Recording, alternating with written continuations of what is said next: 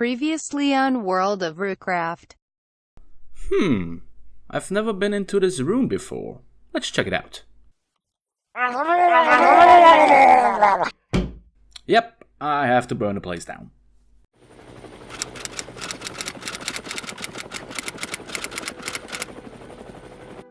Hey there, Kangaroo Bros, and welcome back to World of Roocraft. I'm your loyal Lawmaster Roo, and this is my robotic buddy Boomer. Hello there, Boomer Bros. Hey Roo, why are we still on the ship? No specific reason.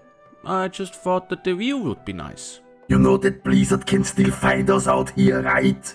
Yeah, but it makes it a little bit harder for her. Let's concentrate on today's topic.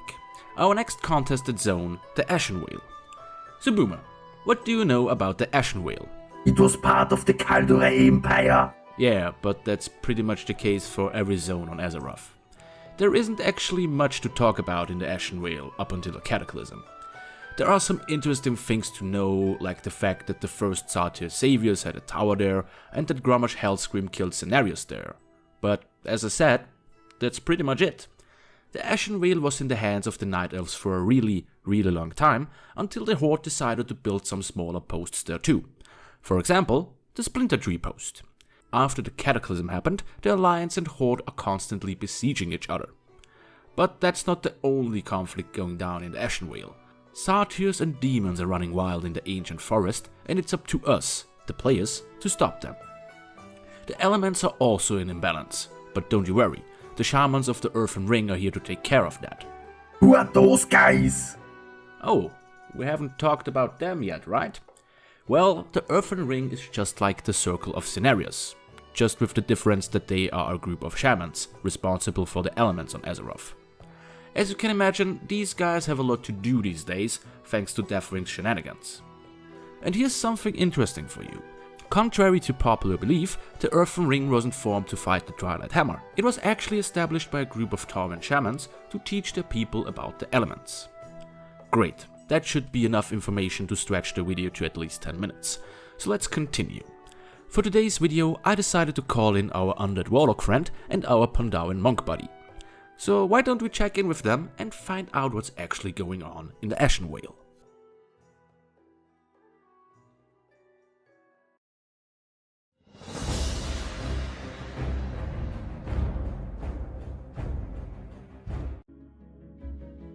New players will make their first contact with the Horde at the Maester post. Here we get to warm up by beating up some orcs and destroying their war machines. Now that we're all stretched and warmed up, we head over to the Night Elf town of Astranar. Things don't look too hot here. Hehe, get it? Hot? Because it's on fire? Thanks, Boomer.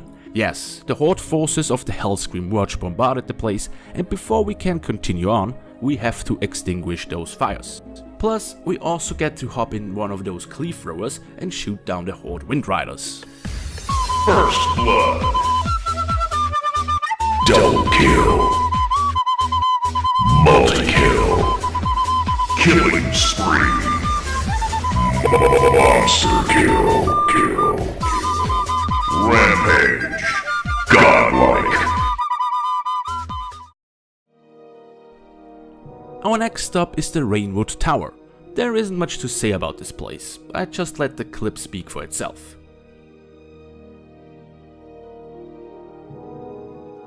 That's right, you turn into a giant kitty and maul Horde forces. That leads me to our last stop in the fight against the Horde, the Warsong Lumber Camp. Oh, let me tell you, a lot of stuff is going down here. As usual, we make ourselves known by calling the numbers of the Horde and blowing up their stuff. But that's boring. You are not wrong, but there's more. We have to free a couple of gnomes and furbolgs from their captivity. Yeah, you're seeing right. We get to turn into a furbolg too. How cool is that? Last but not least, we stumble upon a giant bomb the Horde is building. But sadly, there's nothing much we can do about it now. Oh man, I was hoping for a big explosion.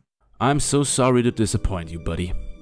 That summarizes the conflict between the Horde and the Alliance on the Alliance side. There are a few more things I want to mention before we take a look at the Horde counterpart. A nice thing to do is to head to the Black Phantom camp in the north on Ashenvale. Our friends here need some help with fighting back the evil Wraithtail Nagas, with just stalking the Zoram Strand. Zoram, you say? I wonder where they got that name from.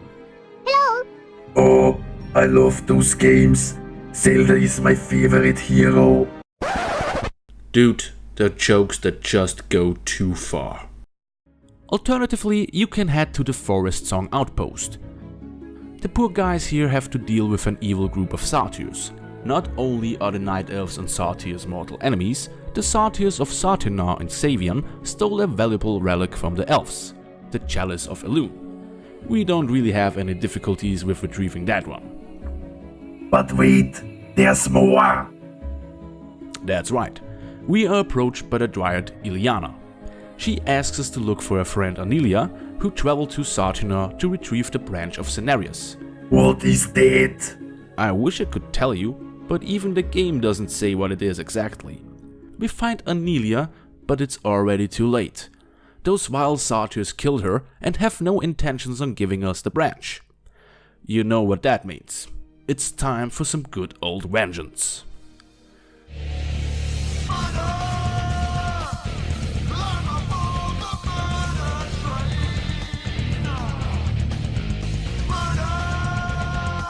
Do you feel better now? Yeah, a lot. Last but not least, I want to talk about the Heart of the Forest. The Heart of the Forest is a magical artifact guarded by a group of druids in the Dordanil Barrow Dam. Why do I bring it up? Well, the Heart of the Forest is supposed to protect the Ashenvale from demonic influences, and it looks like it doesn't do a pretty good job. We figure out that the Heart of the Forest itself got corrupted, thanks to all the fighting going on in Ashenvale. That corruption even spread to the druids tasked to protect it. You can bet your behinds that we head to Dordanil to take care of that situation. We wrestled the heart out of the grips of its undead owners and managed to cleanse it. Phew, that's a lot to digest. So what do you say, Boomer? Should we take a little break? I'm a robot. I don't need breaks.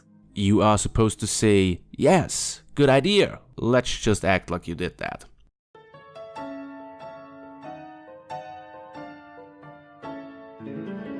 Welcome back to Roo's Easter egg hunt. Did you know about the Maw of Void in the Dark Shore? If you jump into this giant whirlpool, it will take you to the remains of the highborn ruins Bashar Aran. If you kill the demon hunter found here, you will even earn a neat achievement, the Ghosts in the Dark achievement. Isn't that spooky?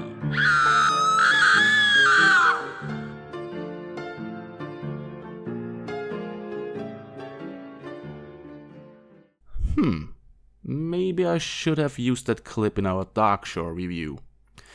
Well, it's too late to do that now, so let's move on to our undead warlock friend.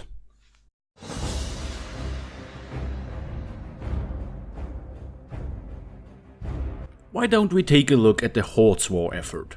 We talked about the bombing of Astronor earlier, but why don't we actively participate in it? There you go, Boomer. There are your explosions. Yes, blow them to hell. I'm glad you are that easy to entertain. War is fun. Of course, that's not all we do. We head to the recently occupied Silverwind Refuge, but not without taking over the Silverwind Outpost on our way there. You could call it a drive-by siege. Our friends at the Silverwind Refuge have some easy tasks for us. We have to get rid of some pesky water elementals first. Yeah, take that, nature. Next, we are asked to deal with the nearby foul-wheeled furbolgs. They want us to cut off their ears? What? Those guys are just maxing, relaxing all cool, and we're just a couple of guys up to no good? Well, orders are orders. And while we are there, we can also check in with our goblin friends at the Skunk Works. They need us to fend off Night Elf assassins. I am happy to help, especially since I get to wear these really fashionable goggles to spot their assassins. Again, that's not all. Did I mention that we have to chop down the elves' precious trees? And who needs an axe if you can just punch trees until they fall? That's that out of the way, so let's head to our last stop, the Splinter Tree Post. Oh, and we don't just travel there by foot.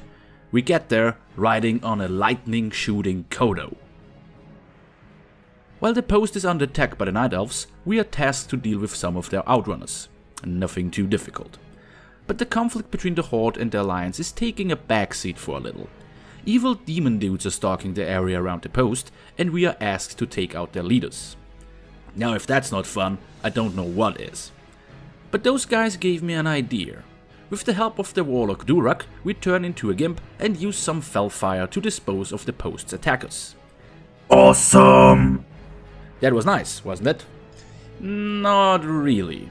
It turns out that our higher-ups in Orgrimmar aren't too thrilled about us traveling into demonic magic. That's right, we are running into Eitrick again. You may remember him from an earlier review. But are we getting reprehended for our evil deeds? Hell no, we just have to kill Durak instead. But don't worry, it's alright, it turns out that he was a demon all along. What a sneaky fecker. That's the Horde versus Alliance stuff dealt with. There are a few more things you can do here though. Why not head to the Zoramgar outpost? Our comrades here need our help to fight the Reftail Nagas. We also help out incoming ships by reigniting the lighthouse's fire. Now say that the Horde is just about killing and war. You can also drop by the Warsong labor camp to help them out with gathering wood and collecting oil for lubrication? That's weird. It also turns out that the heart of the forest I talked about earlier wasn't only corrupted by the Horde's actions in the Ashenvale. You can actually go to the Dordanil Den and corrupt it yourself. Isn't destroying the environment fun? And I haven't even touched on the mutual quests you can do in the Ashenvale. I did mention the Earthen Ring earlier, but if you head to the Thunder Peak, you can meet up with them yourself. The fire elemental Lord Magmatar went a little bit mad and unleashed his fiery minions upon the area. Plus, the several lava fissures popping up in the area need some filling. That's what she said. But the best part about this is that we get to transform into an air elemental and fight Lord Magmatar himself. And that's pretty much all the interesting stuff going down in the Ashenvale. So why don't we head back to our airship? Well, that was a pretty nice episode. A little bit heavy on the war side if you ask me.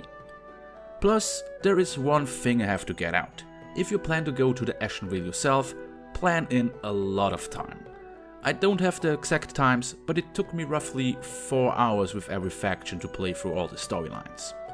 Altogether, it's a really nice zone for those of you who want to get a little bit more hands-on in the conflicts between the Horde and the Alliance. So that's it for today. Do you have anything to say, Boomer? Yeah, what is that over there? What are you talking about? You can fly, but you cannot escape, my love. Ah! Get us out of here!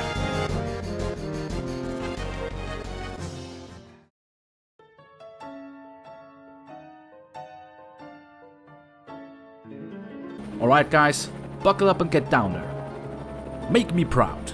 You too, Boomer. But I don't have a flying machine. Oh, I can help you with that. I can see our house from here.